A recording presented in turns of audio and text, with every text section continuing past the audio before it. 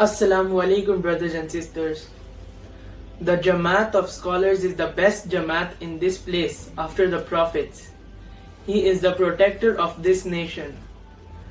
Allah will not raise knowledge in such a way as to take it away from the servants.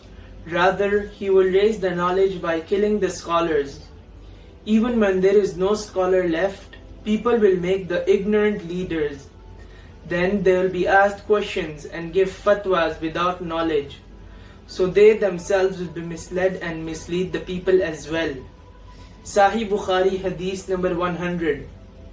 Consider, Prophet Muhammad ﷺ has described the death of the rabbinical scholars as the end of knowledge.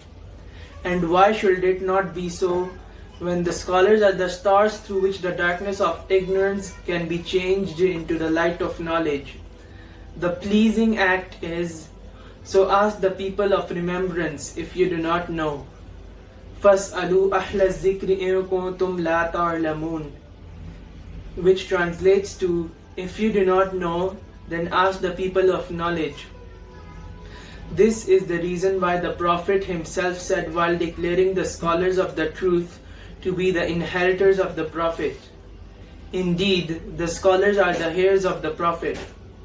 Innal ulama warasatul anbiya, which translates to, the scholars are the inheritors of the Prophet. Sunan Abi Dawud Tirmidhi Hadith number 3641.